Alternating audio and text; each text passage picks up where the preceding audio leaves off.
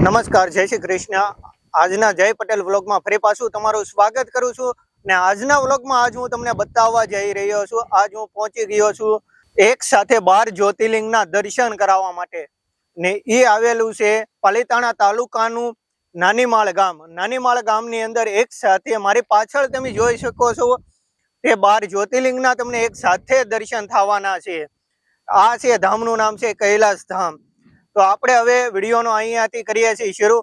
તો ચાલો વિડીયોની સાથે બન્યા રહીજો, હું તમને એક સાથે 12 જ્યોતિર્લિંગના દર્શન કરાવું છું। ચાલો બન્યા રહ્યો વિડીયો સાથે।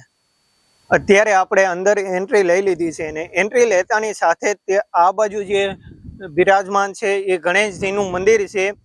આ બાજુની સાઈડ આપણે જે જોઈ રહ્યા છીએ આ બાજુની સાઈડ હનુમાનજીનું મંદિર બિરાજમાન છે। અહીંયા કાળ ભૈરવ દાદાનું મંદિર આવે છે। તરત અંદર જતા આપણે કાળ ભૈરવ દાદાનું આ મંદિર આવેલું છે। અહીંયા આપણે જોઈ રહ્યા છીએ કે આ કાળ ભૈરવ દાદાનું મંદિર છે અને આ આપણે અત્યારે જોઈ રહ્યા છીએ। અત્યારે હું છે કે 5:30 નો આસપાસનો સમય થયો છે એટલે મંદિર પૂરું ખુલ્લું નથી, એટલે આપણે બહારથી જ તે જોઈ રહ્યા છીએ। જે 12 જ્યોતિર્લિંગના આપણે દર્શન કરવા જઈશું ત્યાં આપણે પ્રોપર અંદર દર્શન કરીશું। બધા મહાદેવના એક સાથે આપણે 12 જ્યોતિર્લિંગના આપણે દર્શન કરીશું ને અહીંયાથી આપણને ખૂબ જ સરસ મજાનો આ જે પાછળ જે વ્યૂ જોઈ રહ્યા છીએ, આ જે હિલ સ્ટેશનનો જે વ્યૂ જોઈ રહ્યા છીએ એ પાલીતાણાનો શેત્રુંજય ડુંગર જે પર્વત કહેવાય છે, આ પર્વતનો સરસ મજાનો વ્યૂ આપણને જોવા મળે છે। સામેની ટેકરી પર જે આપણને દેખાઈ રહ્યું છે તે હસ્તગીરી છે। આ સરસ મજાનો એક વ્યૂ આવે છે અને બાજુમાં ખુલ્લા ખેતરો છે અને અહીંયા મસ્ત શાંતિની એક અનુભૂતિ થાય છે। આ જગ્યા પર એકી સાથે આપણને 4 જ્યોતિર્લિંગના પહેલા દર્શન થાય છે અને આની પછી બીજા 4 જ્યોતિર્લિંગ આવેલા છે ને એમની પછી પાછા બીજા 4 જ્યોતિર્લિંગ છે। આ રીતનું અહીંયા નિર્માણ થયેલું છે। તો ચાલો આપણે પહેલા જ્યોતિર્લિંગના આપણે દર્શન કરવી। જે પહેલા જ્યોતિર્લિંગ છે આપણે સોમનાથ મહાદેવના, તો ત્યારે આપણે દર્શન કરીએ સોમનાથ મહાદેવના। હવે આપણે સોમનાથ મહાદેવના દર્શન કરી લીધા છે, હવે આપણે દર્શન કરીશું મલ્લિકાર્જુન મહાદેવના દર્શન। હવે એમની પછી જે બિરાજમાન છે મહાદેવ એમના આપણે દર્શન કરીશું।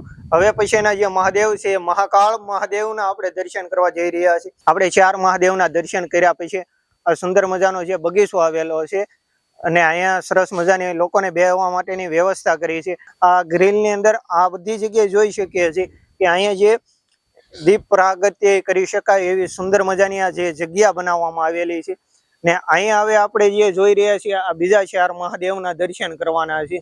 તો સૌથી પહેલા જે આપણે દર્શન કરવાના છે એ વેદનાથ મહાદેવના હવે દર્શન કરવાના છે। જે આપણા 5મા મહાદેવ છે એ વેદનાથ મહાદેવ છે। અત્યારે આપણે ભીમાશંકર મહાદેવના દર્શન કરી લીધા છે। હવે પછી આપણે 7મા મહાદેવના દર્શન કરવા જઈ રહ્યા છીએ। 7મા મહાદેવ છે રામેશ્વર મહાદેવના હવે આપણે દર્શન કરવાના છે। અત્યાર સુધી આપણે ટોટલ 8 મહાદેવના દર્શન કરી લીધા છે। આપણે 8 જ્યોતિર્લિંગના જે દર્શન કર્યા છે એમાંનું હવે આપણે 9મા જ્યોતિર્લિંગના દર્શન કરવા જઈ રહ્યા છીએ। તો ચાલો હવે આગળ હું તમને દર્શન કરાવું। અત્યારે આપણે જે દર્શન કર્યા એ વિશ્વનાથ મહાદેવના દર્શન કર્યા છે અને હવે પછી જે આપણે દર્શન કરવાના છે તમકેશ્વર મહાદેવના દર્શન કરવાના છે। હવે આપણે જે દર્શન કરીને નીકળ્યા હવે લાસ્ટ આપણે 2 જ્યોતિર્લિંગ બાકી રહ્યા છે। તો હવે આપણે આ 2 જ્યોતિર્લિંગના દર્શન કરી લઈએ। એમાંનું જે કોઈ જ્યોતિર્લિંગ હોય તો આ છે, લોકો અત્યારે બહુ બધા ફરવા માટે જતા હોય છે એવું લોકેશન એટલે કેદારનાથ મહાદેવ। તો હવે આપણે દર્શન કરી લઈએ કેદારનાથ મહાદેવના। અત્યારે જે આપણે લાસ્ટ દર્શન કર્યા એ કેદારનાથ મહાદેવના દર્શન કર્યા। કેદારનાથ મહાદેવના દર્શન કર્યા પછી આપણે ધૂષણેશ્વર મહાદેવના દર્શન કરવાના છે।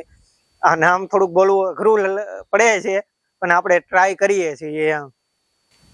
આપણે ધૂષણેશ્વર મહાદેવના દર્શન કર્યા, આ લાસ્ટ મહાદેવના આપણે દર્શન કર્યા। તો હવે અત્યારે આપણે 12 જ્યોતિર્લિંગના દર્શન કરી લીધા છે।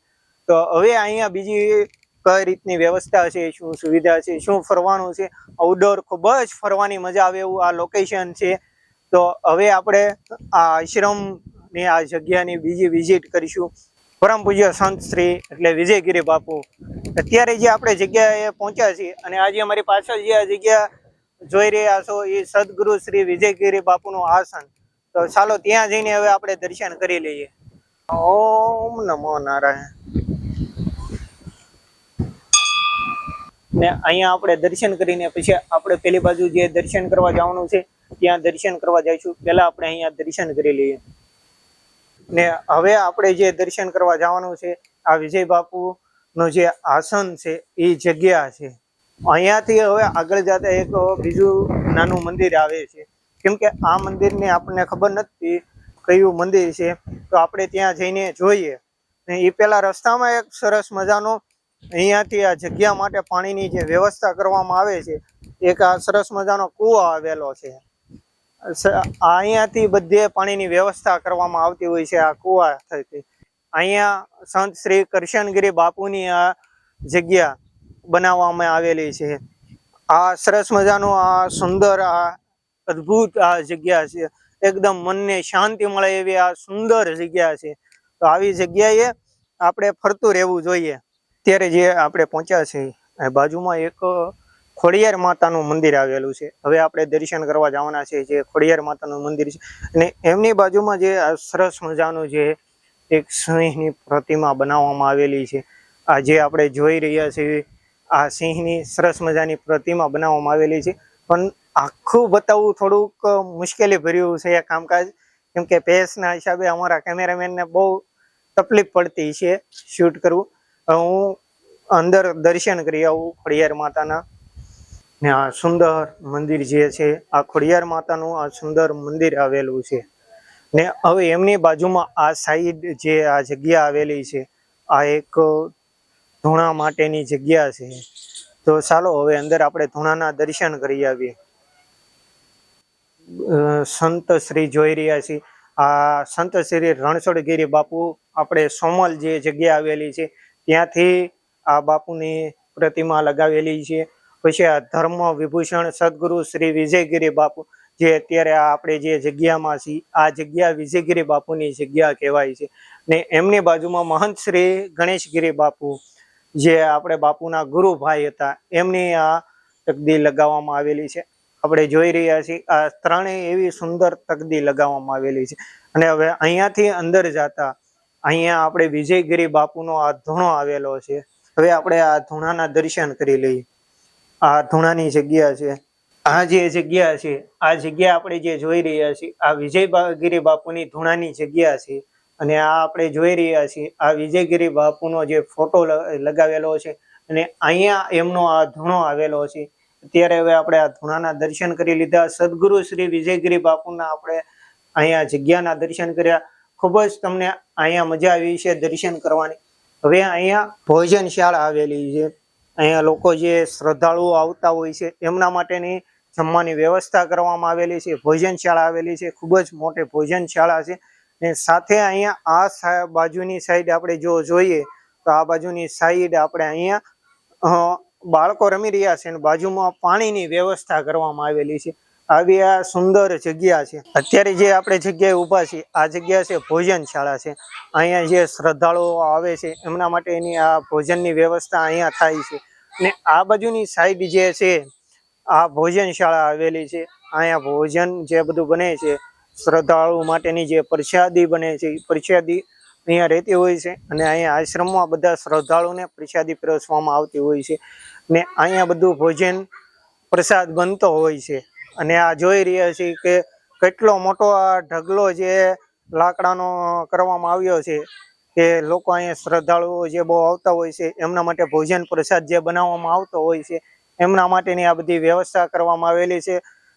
સદગુરુ શ્રી વિજયગીરી બાપુની આ જગ્યામાં આવું સુંદર મજાનું જગ્યા છે અને આ સુંદર આ રીતનું આયોજન થાય છે. અહીં લોકો સેવા પણ આવતા હોય છે કે જે ભોજન પ્રસાદ જે બનતો હોય છે અહીંયા એમના માટે સ્વયંસેવકોની જરૂર પડતી હોય છે. આ પ્રસાદ બનાવવા માટે સ્વયંસેવકોની જરૂર પડતી હોય છે. પછી પ્રસાદ બનાવવા માટે જે આ લાકડાને જે મગ બાફણા કહેવાય એમને જે ફાળવા માટેની જે વ્યવસ્થા હોય છે એવું બધું આ સુંદર મજાની આ જગ્યા હોય છે. જો આવા અમારા અવનવા વિડીયો તમને જોવા ગમતા હોય તો અમારી જય પટેલ વ્લોગ ચેનલને લાઈક કરો, શેર કરો અને સબસ્ક્રાઈબ કરો. જય હિન્દ, જય મહાદેવ. મળીએ નેક્સ્ટ વ્લોગમાં.